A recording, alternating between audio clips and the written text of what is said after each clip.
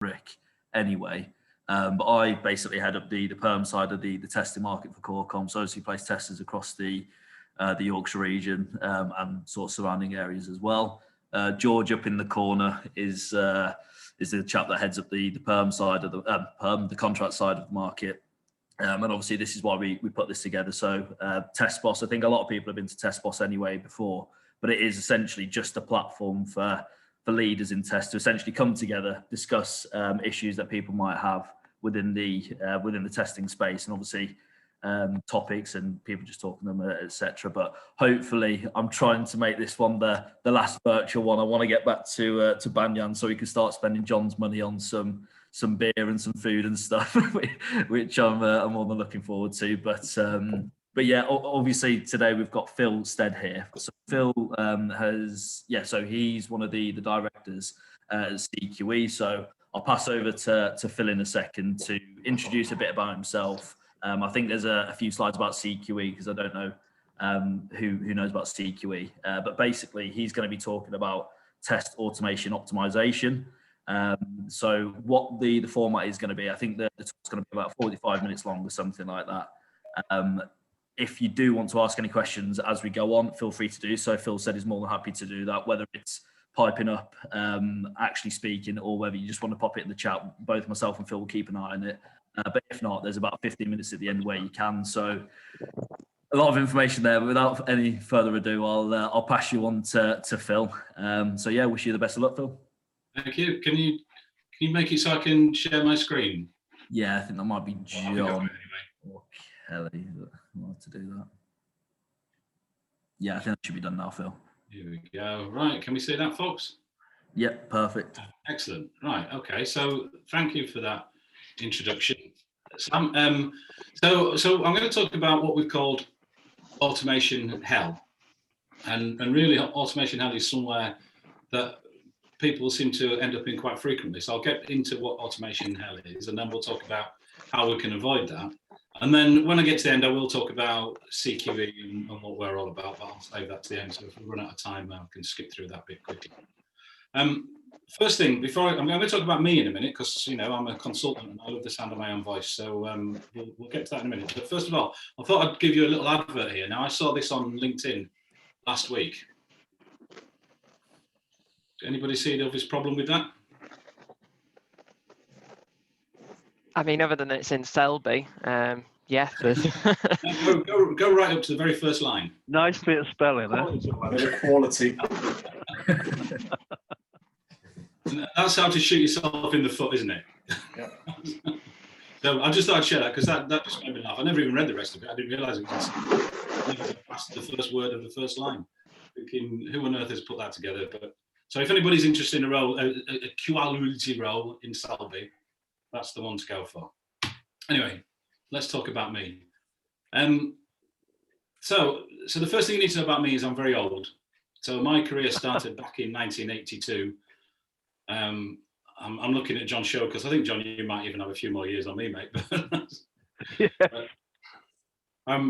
And what happened in 1982, and I'm very interested that we've got some guys on this call from Wolseley, because in 1982, my first job from leaving school was a mainframe operator working for Wolseley. First of all in Harrogate, where our data centre was, and then in Ripon, where we moved and where I believe all the action still is. And with the blue line is what I've called my testometer. And this is kind of my exposure. So this isn't me pretending to be at any level of expert. This is just the level of exposure that I've had to testing throughout my career and how it's built up over time. And you could do this for yourself. You could do it about your ability to cook or play a musical instrument or speak a foreign language or whatever. Things tend to increase over time, and sometimes that's intentional and sometimes it's accidental. So when I first started as a mainframe operator, we didn't know what testing was. We occasionally ran some test jobs for the developers overnight, which invariably didn't work. But we didn't have a tester. We didn't have anybody with the title of test anything within the organization. So, it was a very immature activity. And I'm really pleased now, we've got some Wolseley test people actually in this session now. So obviously since I left in 1984, things have changed a lot. I then moved on, still within Wolseley at this point, and I moved into systems implementation and support. So this was, mid to late 80s, rolling out microsystems into the branch network, actually going on the road, meeting customers, seeing what the branches are all alike. And started off with implementation, but moved into support. And I think quite a few people here will have a very similar sort of point in their career where they were in a support role and they noticed there's a direct correlation between the quality of change that you put into production and the number of support calls that you get. Okay, so I noticed this really quickly. We put crap in and boy, did the phone start to ring. And at that point, I said to my boss, the IT director, maybe we should do something about the quality. Maybe we should do some testing. And that's where I first got given a part-time role as sorting out testing. And I know I've interviewed hundreds of people for test roles. And I think that kind of moment occurs in testers' lives quite often, where you come into the test profession because you've been in a support role and you've stupidly said, there's an opportunity here to do some testing, and you get given the baton. Okay, so that happened to me. So my exposure to testing climbed up a bit there. Then I moved into program management role. I left Wolseley and I went to British Bakeries, program manager. And obviously now I'm accountable for the quality that I'm producing from my programs. So I'm now not testing somebody else's stuff. I'm now, want to be sure that the quality of things I'm doing is acceptable. So I did that for a couple of years. And then the steep climb came in the mid 90s. And for all you kids out there, we had a thing called the Y2K, so the year 2000, the Millennium Bug. And I was a Y2K consultant working for FI Group at that point. And the Y2K started off as a fairly obvious technical challenge, and we were advising clients on, for your applications, do you retire, do you replace, do you repair? There were about 4 or 5 different R's. But what it turned into, where that climb really occurred, is it turned into the world's biggest ever regression test. Because what the Y2K was all about was continuing as you were before. And it became a massive testing challenge. And in fact, the money that was spent on testing for Y2K far, far outshadowed the amount that had been spent on technical remediation. So, and from that, the FI group I was working for, we actually built our test practice out of the Y2K consulting team, because that team of people, including me, had spent more time now than anybody in the company thinking about testing and working with clients around testing. So a big step up there. Then I joined IBM and the climb continued, and I got to work with some great characters like Mr. Sherwood and probably 1 or 2 other people who were on the call. And then now, I can't see this because I can see people's pictures, but I've a founder, member with most of my colleagues actually on the call, of CQE, more of which later. And the reason I'm doing this isn't really an ego trip by me, but when I look back on this, on my career of testing, it actually mirrors the maturity of the test profession as well, and the test tooling capabilities. So not much in the 80s, a bit of a climb up in the 90s, a big step up in the late 90s leading up to Y2K, and then a gradual climb since then. Okay, now I'm hoping our paths will diverge soon, because I'm an old guy and at some point I will retire, and hopefully the maturity of testing and testing automation will continue. So the line will continue to grow and mine will decrease sharply. But it's quite interesting that I've kind of lived through a lot of this stuff, and it's it's a bit of a surprise that line, there's no science in this, by the way, this is just me making up numbers, but that line hasn't actually increased further than it should have done in terms of test automation. Okay, so let's do the basics. So why would you automate in the first place? And everybody who's been through a test automation initiative will probably have done some of this. So there are a number of reasons. There's some that Monty Burns are interested in because they're more business facing, and there's some that Principal Skinner would be more interested in because they're more kind of people and development. So you'd automate because you want to get better coverage. So, manual testing is a bit hit and miss. It doesn't give you consistency. You certainly, you don't really know what coverage you're going to get at the end. Whereas if you're automated and you know scientifically where your testing is going and what coverage you're getting, you should be getting better coverage. And if you're getting better coverage, you should be uncovering a greater number of defects, therefore the level of quality is going to go up for the things that go into production. So, tick against coverage, save money. Most or all business cases I've ever seen for test automation have something in there about saving money. And the money saved generally comes from not having to do things manually, because doing manual testing, as we all know, is expensive. It needs people. People are expensive. If you can automate that, if you can get a tool to do that instead, then actually you're going to save money. What you do with that money, who knows? Where does the money come from? Do you downsize the team? Do you stand down a supplier? Do you redeploy the effort somewhere else that gives you more value? Whatever. But ultimately, you should be saving money. And sort of hand in hand in that is saving time. But the saving time for me is more important when you look at it from a business point of view. So, if you can take 2 weeks out of a release cycle because you've automated regression testing, then you should be going live 2 weeks earlier. And if that project has got a business improvement opportunity, then you're going to get that 2 weeks earlier than you might have done before, or a month, or whatever the timescale will be. So those are kind of the business facing reasons. And then you've got some people things. You can optimize the team, which means you don't have your team doing boring manual things. You can use them to do more inventive, creative activities.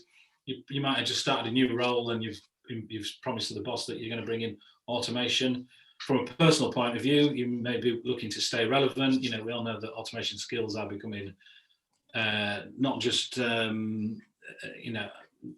the word I'm looking for? Not just an additional skill, but a core skill that people need to have, and therefore it might improve your CV. So the bottom line is there's pretty much always a business case for automating. And if we look at the tools market, it's full. There are a hell of a lot of tools out there. Now, apologies for the quality of this slide. I was going to do this myself and go and grab all the logos, and then I thought that's going to take me forever. So I just went on Google and found somebody else's and used that. So apologies, it's not brilliant quality. But and you can see somebody's got some favourites in here, because Soaster appears twice. There's another couple that appear twice, and this is by no means complete. There's a few on there that I can't see. It might be just the quality.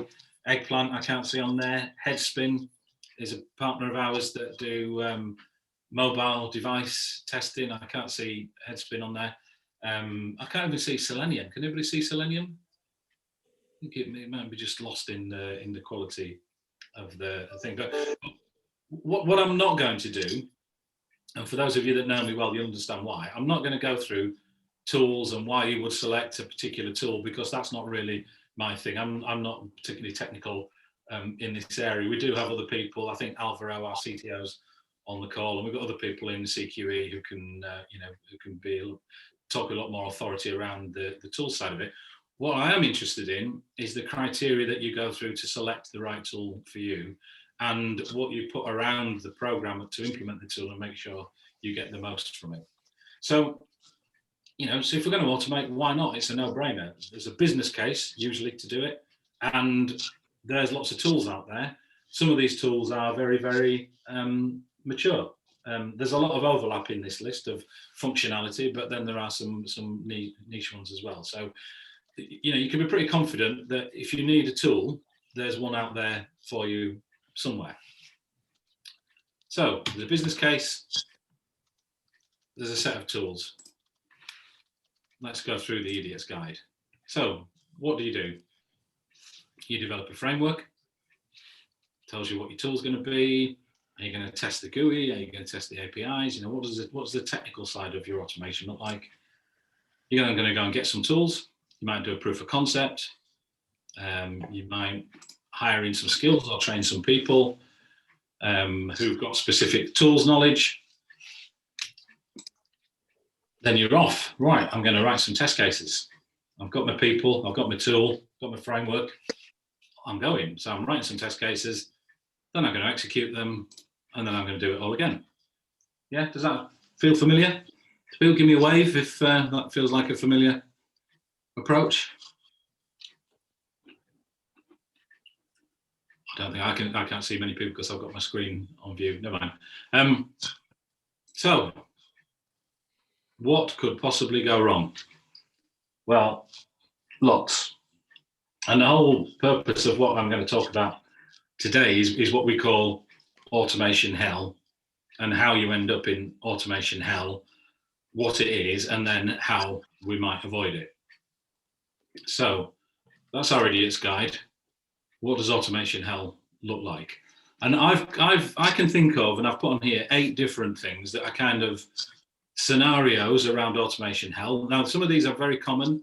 There are people on this call that I've had discussions with where we've talked about some of these symptoms of automation hell. What I would be interested in at the end, if I've missed any, and I'm sure I will have, I've got 8, I'm sure there's many more than that. If I've missed any, just please put your own personal symptom of automation hell in the comments, because what I'd like to do at the end, offline when we finish the event, I'd like to look at them all together and maybe just assimilate some more automation hell features into the long list, because that's helpful for what we do next and how we avoid getting into the same position again. So let me go through my favorite 8. The first one is the day job. So automation, we're going to do it. There's a business case to answer. I've got myself some tools and we're going to get going. But what gets in the way is the day job.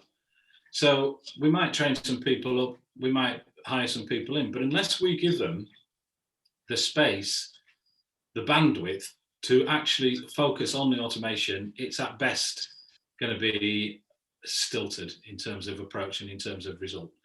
Okay, so I see this quite often where the day job gets in the way. So we start off with the best intentions, but in the real world, there's releases to get through the door, there's projects to work on, there's reports to write, and the day job becomes far too busy to actually achieve much in the way of automation. Okay, so that's the first one.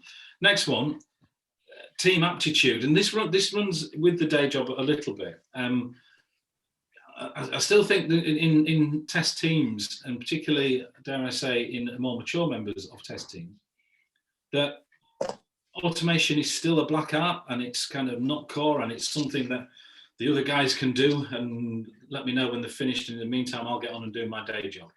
So, you may have a team where the aptitude, and it's not the skills, because anybody can learn skills. Most people in test teams are bright people who can learn things, but it's an aptitude problem where it's not embraced as being core to what we do as a team, and therefore we may have started off with an intention to do some automation, but it's not being embraced by the rest of the team. No investment is, I've seen this, and John Sherwood's worked with me when we've worked on some big financial services accounts a long time ago, where the investment just isn't handled properly. So I have a phrase which is, everybody wants to ride on the bus, but nobody wants to buy it. And a real symptom of this, if you look at some of the big banks I've worked with, is they operate in a program, or at best a release-based world. And each program would certainly benefit from test automation. So if somebody in the past had created an automated regression pack for the applications that I'm changing in my program, then that would be of value to me, because it would help me probably speed up my program and probably reduce my cost. So if somebody's already been there and done it, fine, but nobody wants to be the first. Nobody wants to be the first program that makes that investment, because it's going to slow you down. It's going to cost you money that probably isn't in the business case for your program. It's going to dilute your resources. So we get this problem where the investment isn't handled at an enterprise level. And so you get lots of small test automation initiatives that go on at a very local level and never quite join up. And maybe you wouldn't be surprised, but I've been surprised in the past that some of the large financial services organizations that have never really got to the bottom of this problem, because they've just not been able to sort the investment side out. So next one, poor standards, and we're kind of moving on into we've done some automation now, and it's not quite as good as we would have liked it to be. And quite a lot of that is because we've set off without getting the standards right from the beginning. So, we've maybe got a couple of people doing this, we've given them a little bit of training, they've never really done much of this before, they don't really know what good looks like. So they kind of had a go, but the standards they've created are poor, and that means the quality of the deliverable, they think of the test asset, the automated test case, as being, similar to a piece of code, which it is, It's been written to poor standards, which means it's not really particularly reusable, and it's not particularly easy to be understood by other members of the team. So we've had a go, but what we've done hasn't actually been very good. And it might be because the day job has got in the way, or it might be that it's not being supported by the team, or there could be other reasons why the standard of the deliverable has been particularly poor. And then we move on to maintenance, which is linked to the poor standards.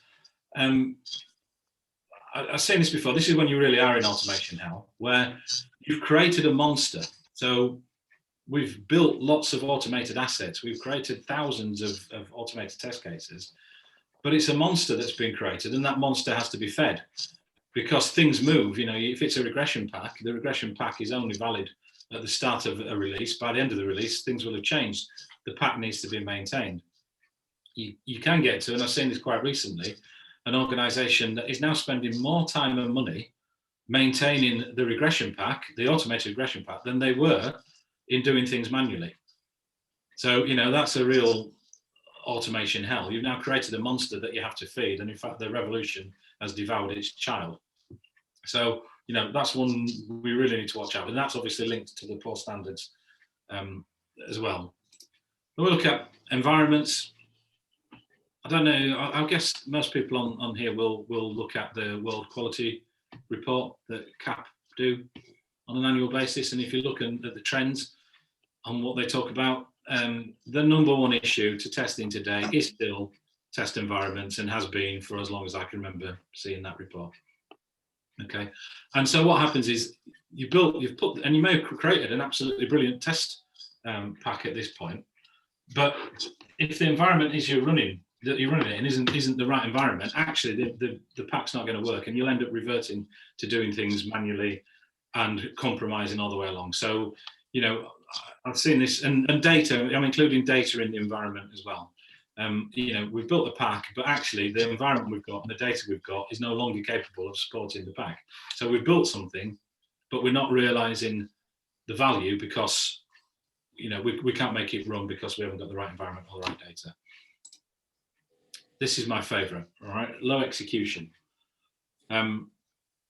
I've seen contracts and many contracts where the request has been to somebody to do some test automation. So please, Mr. Supplier, can you come in and can you automate this number of tests for me? And I will pay you for every unit that you create. So, so there's a cost associated with all of that. I think, and what tends to get measured during the automation program is the number of things that have been automated, which is a completely false measure of success. What we should be aiming for, and what we should be measuring, is the number of things that get executed.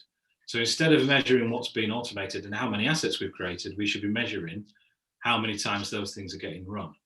And it can be quite frightening when you see some programs that have created thousands and thousands of assets, but only a few small percentage are actually getting run on a regular basis. So again, the cost has been achieved, but the benefit hasn't, because we're not getting execution levels back. And then finally, on my 8, knowledge. Now this is quite severe feature of automation hell, because if you set off with the intention, with a business case that said, I'm going to save money here, and I'm going to save money by taking people out of my team and replacing them with a tool, if you do that, and then you run into all these problems around maintenance and around execution levels and around standards, guess what you need to fall back on? You need people.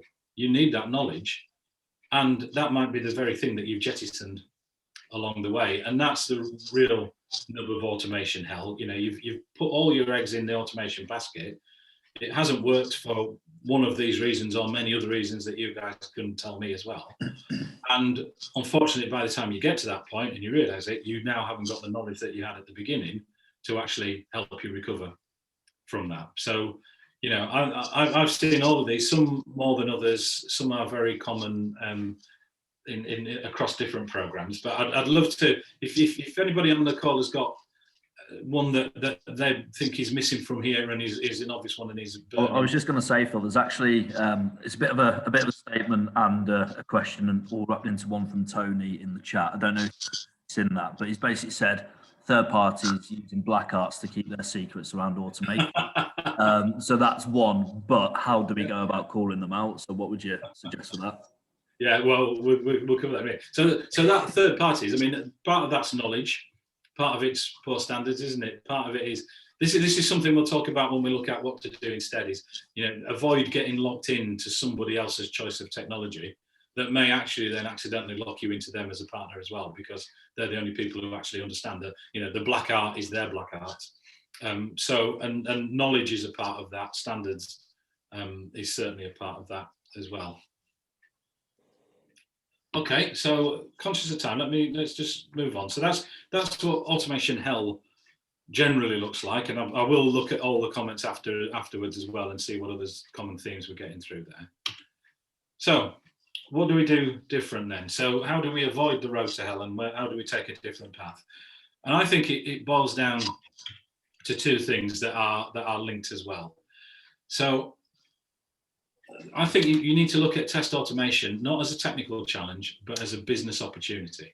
So if you think your business is testing, your business is performing testing for your organization or your client, then think of automation as a business opportunity that is going to help in the business of testing. So go back to the business case, and how is it going to help in terms of cost, speed, quality, skills, all the rest of it. So start thinking of this as not a technical issue to begin with. Obviously it is a technical challenge, but we'll get to that. But think about it from a business case point of view. What is the opportunity? And then think about how you're going to run it. So how am I going to run my automation program, and run it with all the discipline that you would take if you were building a business app. So, you know, we're all involved in the IT industry, but it is quite worrying sometimes where people in the IT industry themselves may take all the disciplines and quality approach to actually doing something for their client within their own organization, but fail to bring that discipline into what they're doing for themselves. You know, it's the cobbler's kids syndrome, isn't it? You know, the cobbler's is the kids are the worst dressed shoes on the street because the cobbler's too busy mending everybody else's shoes. So a better approach in my mind is think of it as a business opportunity and run it with the discipline of an application build project. So think about who your stakeholders are. What's your business case? What's the technology going to be? I'm going to come back and cover a lot of these in a little bit more detail. But, you know, as if you were building an app and you were testing an app and you were maintaining an app for its lifetime as well. So it's think long term about, you know, what will this look like well into the future, and how am I going to continue to get my value from it? Okay, first thing to think about is scope, and this is a real biggie. And this is back to the, you know, the automation hell feature of I'm only getting low execution rates, and part of that is because we miss a step along the way, and the step that we miss out is what I call optimization. So optimization should always come before automation, and there are lots of different optimization techniques. I'm going to show an example of a thing called combinatorial test design, which I would guess most people are familiar with in concept at least. But this is one optimization technique. There are other optimization techniques, and you can use multiple optimization techniques as well. So you might use CTD to optimize against coverage, but then you might use some kind of risk-based assessment to say, well, which ones do we need to run on a regular basis, which are more kind of edge esoteric cases that we can run less frequently. But this is where I think the real emphasis should be. Before you even start automation, think about how you're going to optimize, and therefore you're going to end up with a much better pack at the end of it, and something that's a lot easier to run and, more importantly, easier to maintain. So this is an example. Now this is a real example. This is back from my IBM days, and this is a real example from a US bank. And the US bank, for one application, had a regression pack that had got 112 test cases in it. And their request was, can you automate those 112 test cases? And they actually went out to tender with a number of suppliers. And the request was, can you automate the 112 test cases? Now, the IBM team in the US has got hold of this and said, before we do that, can we have a look and see what those 112 test cases are doing? And when they analysed them, it actually said, from a coverage point of view, that 112 test cases are only giving you 26.4, and I love the fact that this is a 0.4% coverage of the application. So you think those 112 test cases are doing a good job, but they're not. They're barely covering a quarter of what you think they're doing. So automating 112 test cases that only gives you 26% is actually not a very good place to be. You're pretty much wasting your money on it. So the next piece of analysis said, if you want to stick at 26.4%, you actually only need 18 test cases. So you can get rid of, I'm going to struggle with the maths here, 94, and you can get down to 18 test cases. So if your ambition is just to stay as you are and only go for 26% coverage, then don't automate the 112, create the new 18 and automate those. But of course, knowing that, who would say that 26% is good enough? That's never going to be the answer, is it? But having now known that it's only 26%, you then ask the next question, which is, well, what would it take to get to 100%? And the answer is 66. So, which I think is 56, I've got my maths right, 56 less than they currently had. So instead of having 112 test cases that gave you 26%, if you had 66 test cases, you could actually get to 100%. So you can see where the optimization is going here. You know, you're ditching some of the valueless test cases. You're doing some optimization thinking, and you're coming back and saying the answer is 66. And where did those 66 come from? Well, 13 were already in the 112 to begin with, so they were just a straight lift and shift, and 53 were created new, using a combinatorial test design approach. Now, I'm not going to get into detail. We haven't really got time. Maybe we'll do another session someday on optimization as a bigger topic, and maybe combinatorial test design as a bigger, deeper topic. But I'm just using this as an illustration to say, you know, how important optimization is. So don't just start with the hopper full of manual test cases and rush to get them automated. Think about where the value is, because once you've got to that 66, you're maintaining now 66 test cases that have extremely high value, rather than maintaining 112, which are, you know, 75% or thereabouts are actually pretty worthless. Okay, so we won't go into any more detail in that because we really haven't got time. It might be a session for another day, but I think the message is optimize first, automate second. And once you've done that, congratulations, you're in optimization heaven, because you're now at a point where if you're going to drive that as your scope for your automation, you know you're going to get value from it, and you know that your execution rate is going to be fairly high, because these are the things that are actually giving you the value, and the effort that you put into maintaining, in this example, those 66 test cases is actually going to pay dividends into the future as well. Okay, so that's what optimization heaven is all about, as opposed to automation hell. So let's look at a different approach. Look at Hero's Guide to Automation.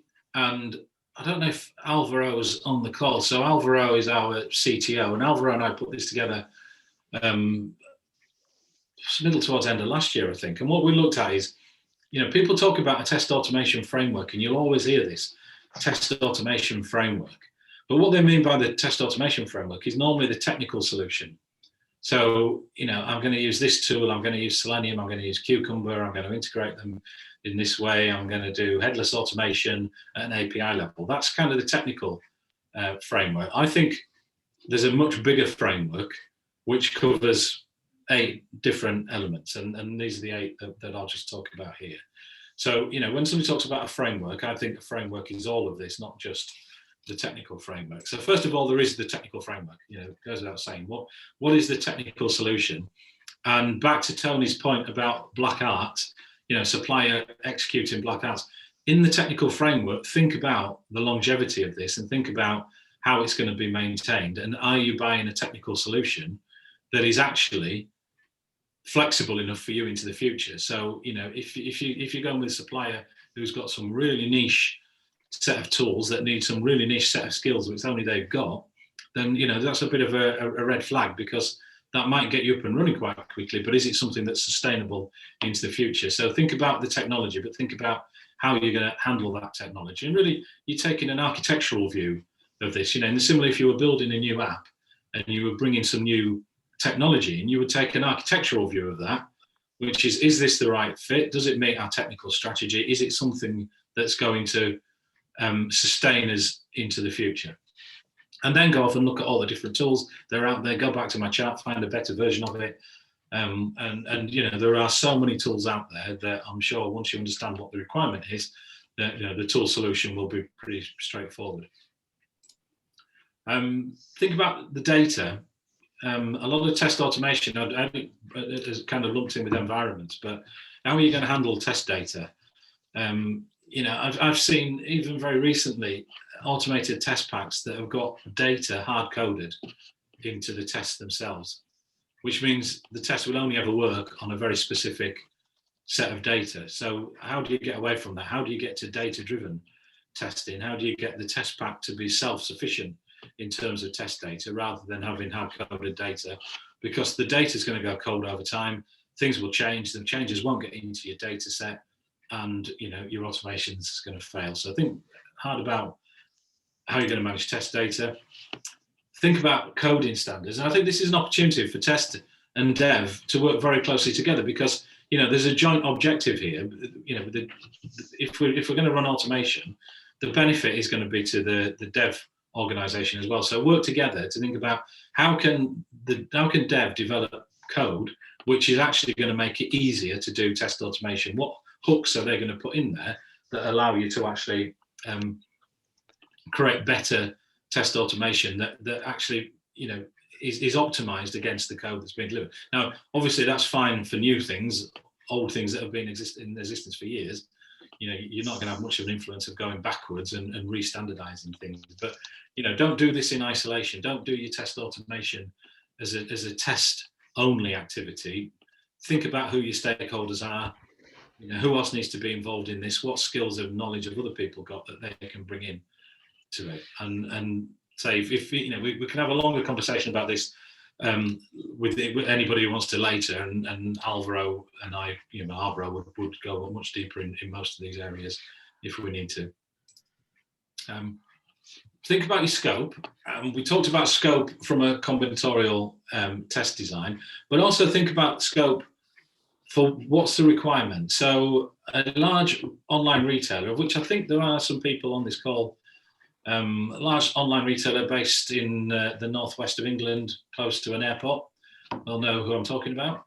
They were running a very large program a few years ago, and there were 3 areas of test automation going on within that program, but all going on separately to each other. So there was one team building test automation to do environment shakedown.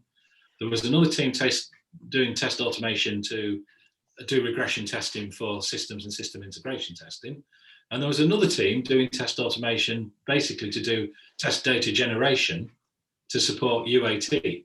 Now, those 3 teams were all operating in parallel to each other, but in isolation from each other as well.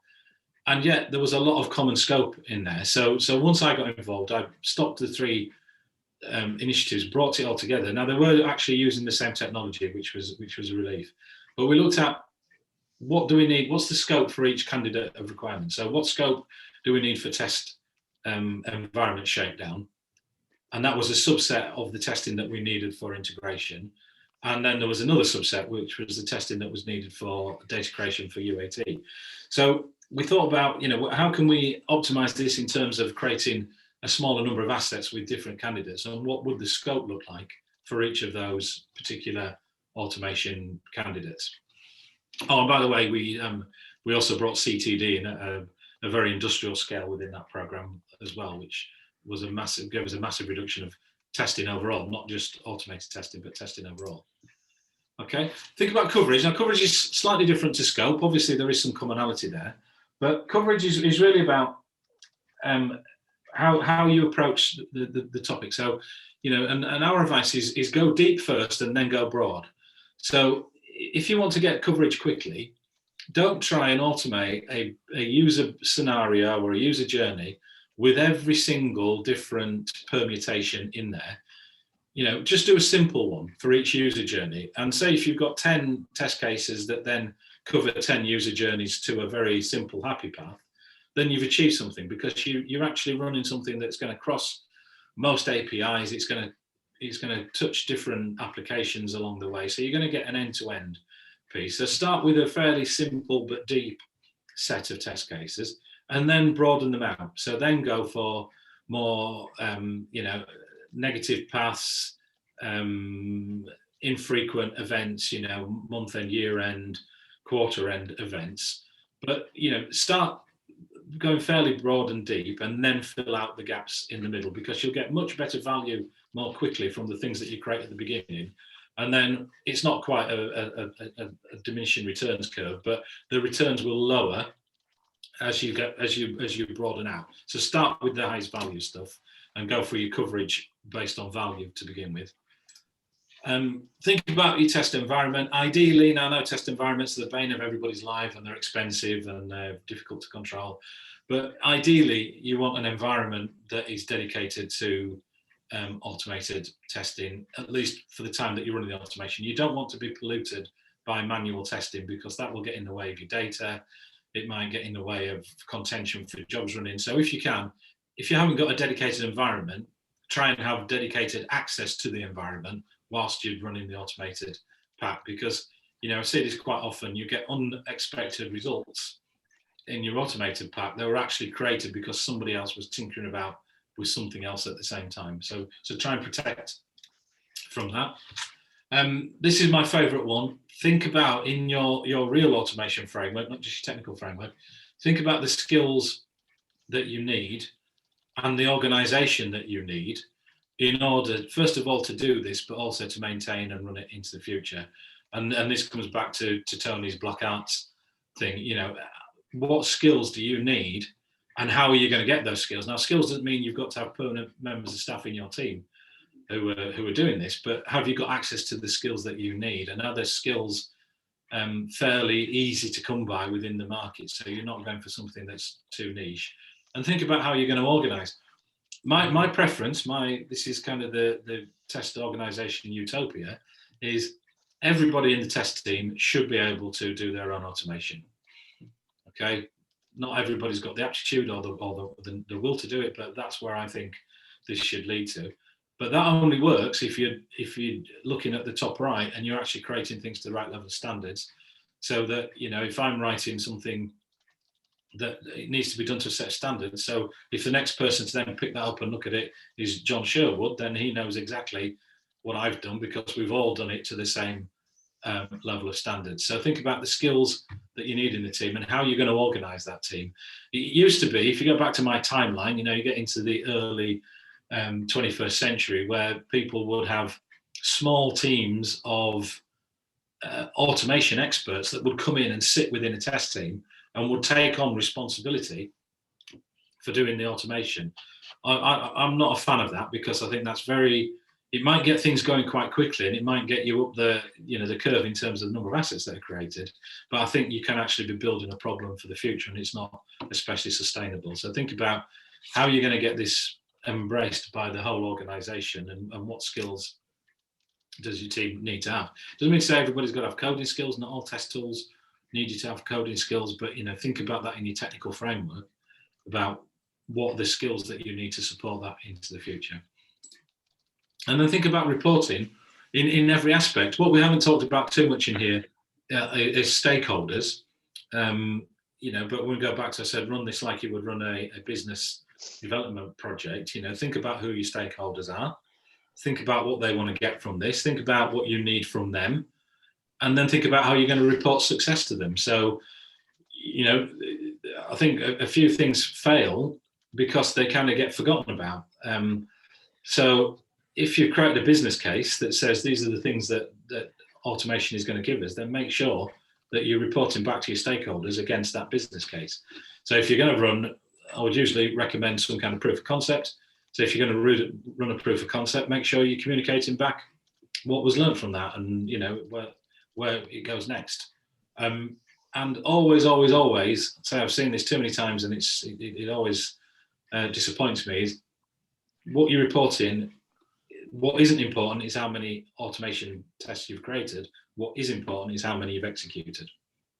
Okay, so when you're reporting back, that should be in when you're in execution mode, that should be the number one headline number that's being shown is this month we have executed 500 automated test scripts. And had we done those manually, it would have cost us X. Because we've done it through automation, it's cost us Y, and the difference is 80% or 90% or whatever. You know, that should be your key reporting fact, and that's how you keep your stakeholders on board. Oh, excuse me, I'm getting a bit hoarse now. So we're nearly there. I think there's a great opportunity. I mean, I think most people are agile now anyway, and I think most people on this call will be very familiar with working in an agile way. But in my experience, test automation is a great way to become agile if nothing's ever been done agile before. So, you know, we did this, I can't remember who the client was now, I think it might have been a financial services organisation in Edinburgh, where we were doing some agile coaching work with them. And we were also running a test automation program. So we thought, here's an opportunity, let's take the test automation program and run it as an agile development, and therefore we can see, you know, both things developing together. So think about your optimized test cases, and that becomes your backlog. So you've done the work on scope, you've optimized your test cases, that then becomes the hopper, and that becomes your backlog of things to be achieved. Run it in sprints. I've not done the whole agile. There's obviously a lot more to agile than the things I'm going to talk about on here, but just think about some of the roles. The product owner is going to be a test manager. Back to the program we were running with our online retailer. We got 3 different test automation initiatives running. We put them all together under the program test manager and made him the product owner for the automation. So he was making the decisions around what gets done and when, based on him needing those test cases to be available to do various things, such as environment shakedown or regression test or test data creation. So he was calling the shots in terms of what he needed and when. You know, he's doing the prioritization. The squad, if possible, well, that should be the entire team. Remember as well, it sounds obvious, but it often gets overlooked, is automated tests need to be tested. Yeah, so in your life cycle, you need people who are creating tests, you need people who are testing them as well. So if you've got testers who aren't comfortable in actually creating the test cases, they still have to get involved because they need to be tested as well. So they need to be unit tested at least. So everybody in the team should have some involvement in this. And that's how you kind of generate a bit of a buzz and a bit of activity for everybody and start to, you know, get people involved. And that's what Agile is all about, isn't it? It's about inclusion and about ownership within the whole team. Think about your MVP. So hopefully your product owner will be doing this anyway, but you know, I've said this several times, the MVP that you're creating should be the things that are going to give you the most reuse, not the hardest or the cleverest things, but the things that give you the most reuse. And that's back to the coverage piece about starting deep in several areas rather than going broad in one area, because you'll get more use from those deep but fairly narrow test cases early on, and your MVP should be focused around that, because obviously as you're going to deliver an iteration, your MVP is going to increase against your iteration. So keep your coverage and your MVP in sight of each other. And as always with Agile, good is better than perfect. So a good test case that gets run 20 times is of far more value than a perfect test case that gets run twice. Yeah, so you know, these are just basic Agile techniques, Andy. So think about your MVP and focus on good, and don't worry too much about perfect. Right, okay, so I think we're leaving a bit of questions. Just a bit of a word on who CQE are. So CQE, we're a fairly small new organisation. We've got strong connections to Corecom Consulting. John and Rick are 2 of our directors as well. So there's a kind of a Venn diagram there. But what we're looking at is how can we help our clients from a consulting point of view? How can we bring in the experience that we've got? We've got some old experienced guys like myself who can help. We've got a lot of experience in problem solving, in consulting, in supplier selection. So we're looking at how can we help our clients based on our experience, and then how can we rapidly build teams that can help them to deliver what they need to do. So, and that really often means reaching back into Corecom Consulting to find the people that we need. But also our message is, we don't just want to go in and do a good job and leave and then watch the goodness erode over time. So whilst we're working with clients, we keep one eye on sustainability. So what are we doing that's helping our client to actually survive beyond our exit? So if we're doing automation, and we've been doing this for a client quite recently, as we're doing automation and we're doing performance testing for another client at the moment, we're not just going in and doing a job and creating the performance test report at the end and saying, thank you very much, here's your bill. We're working very closely with their technical guys. So we're coaching them, and we're leaving them with a set of assets and some knowledge that means they can carry on and continue to do what we've been doing once we've gone. Now, they might hit some problems ahead, and they might have another big piece of work that they need our help with. But what we're really trying to do is help them to improve their knowledge and maturity whilst we're there. So we're leaving them in a better place when we leave. So that's what we're all about.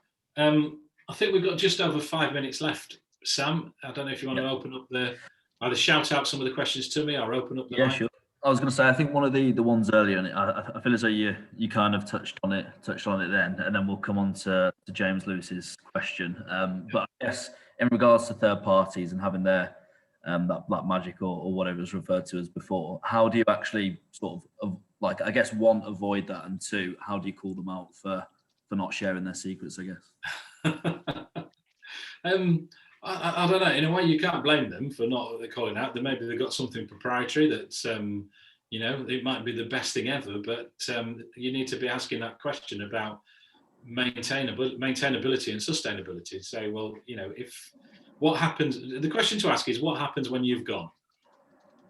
So, it'll all be great whilst they're there, and things will happen, and you'll have test cases being generated, and you'll be executing them. So the big question to ask is, what happens when you've gone? What do I need to do in my own organization to be able to manage this myself into the future? So if you look at the jigsaw puzzle, when you're looking at so the reason it's a jigsaw puzzle is because all those things are linked. So when you're looking at the top left, which is what's the technical solution in the framework, look at that in conjunction with what's the skills and organization requirement at the bottom. And are you prepared long-term to be tied into a proprietary technology and a proprietary supplier, or, which might be good in the short term, but is that where you need to be in the long term? Or do you need to be a bit braver at the beginning and maybe spend a little bit more money, but have something that's going to be sustainable much further into the future? Awesome. Cheers, Phil. So next question from James Lewis. So should stakeholders care about how many tests there are, how long they take to run, or how many failed? Should they not only be concerned with the lead time? You just right at the beginning of that, Sam, you tripped out. Should stakeholders? Yeah, so should stakeholders care about how many tests there are, how long they take to run, or how many failed? Should they not only be concerned with the lead time? All of that, because different stakeholders will want to know different things, won't they? So if I was the sponsor of a program, I wouldn't really care about how many tests have been executed and whether they're automated or not. I wouldn't care what the failure rate was. Maybe some sponsors get very involved, but I wouldn't be that interested. I'd want to know, am I on time scale? Am I going to go live? Is the level of quality good enough? If you're the build manager, you're going to want to know more about what's actually failed. If you're the test manager, obviously you're going to want to know, the test managers being fairly analytical people, you're probably going to want to know everything and dissect it. So I think that's back to the reporting. When you're thinking the reporting, like any stakeholder communication activity, think about who your stakeholders are and think about what it is that they personally need to know. And don't be ashamed to throw in some success stories, and tell people what a great job you've done. I think this is a different bugbear of mine around testing in general is we tend not to advertise to the world what a great job we do. We tend to just get on with it quietly and, and suck it up. So when you're doing your test automation reporting, take the opportunity to, shine a bright light on it and tell people what a great job you've done. Awesome, cheers, Phil. So couple more. So this one's from Liz. So hi, Phil. What advice would you offer when trying to encourage reusability of frameworks on a global scale? So in brackets, for products leveraged by multiple markets, and then when encountering resistance by local leadership want to use their own frameworks.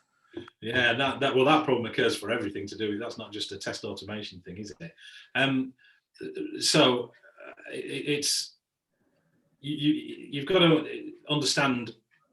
Again, it's a bit about stakeholder management. When you're creating the framework at the beginning, and say not just a technical framework, but the whole framework, who are you going to involve in that activity that's going to be actually influential, and where are you going to meet the resistance? Because I think if you're involving people in the framework side and you're listening to them and you're valuing their contribution, then they're going to be far more accepting when you come out with the result that says, right, the answer is now selenium and eggplant and cucumber and X, because they've been involved. I hate it when it's done to me like that, where somebody goes off into a huddle in a very small corner of the organization, comes out and says, this is the answer, guys. And you think, well, that's absolutely brilliant, but it won't work here for whatever reason. So there isn't a really simple answer to that, but it's the same as any kind of joint venture. So at what point do you involve people? And the earlier that you involve your stakeholders and share the thinking with them, the more likely you're going to get support from them than if you just come along with the answer at the end and impose it on them, because then they'll find millions of reasons why that's the wrong answer. Awesome, cheers, Phil. So I think we'll make this the last question before we wrap up. But this one's from Andrew. So cheers for a great presentation, Phil. So do you have any recommendations for how to handle very large test suites? For example, 500 plus tests. Yeah, break them down. Look at the coverage. You know what? My house phone never rings, and it's ringing right now. Would you believe that? And it's not my wife, by the way. I don't know who it is. So my advice would be break it down. So when we look at scope and coverage, you probably find that if you go through an optimization, you'll get rid of a lot along the way. But either you can ditch completely, or you just won't bother automating.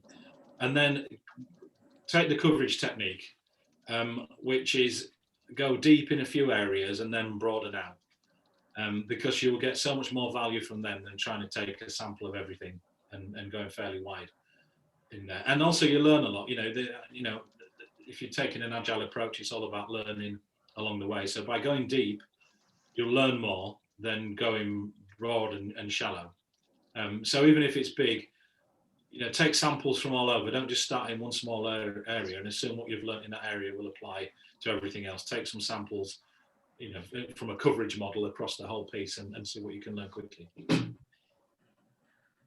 Awesome. Cheers for that, Phil. So yeah, I think we'll call it a day. Yeah, we've only got 1 minute left. So because I know I'm very aware that there was a lot of engagement in the chat. So what we'll do is we'll sort of have a look at all of this after, and we'll be publishing like a follow-up report or a white paper or whatever the correct term is, and then we can get that sent out. So yeah, I must say thank you to everyone for coming, and obviously Phil for actually delivering the talk. So thank you very much for that. You're welcome. I've just now I'm not sharing my screen. I can now start to read some of the comments. So thank you for that. I will go through each one of them. Yeah, there's quite a few comments. We can download them and send them over to you, Phil. But yeah, if there are any more questions, or if anyone wants to connect to Phil on LinkedIn or anything, then by all means go ahead. But yeah, thank you very much for coming, and hopefully we'll see you all again. Okay, thank you guys. Thanks, Sam. Cheers. Awesome. Cheers, Phil. Cheers, Sam. Thank you. Yeah, cheers all. Cheers, guys. Thanks very much.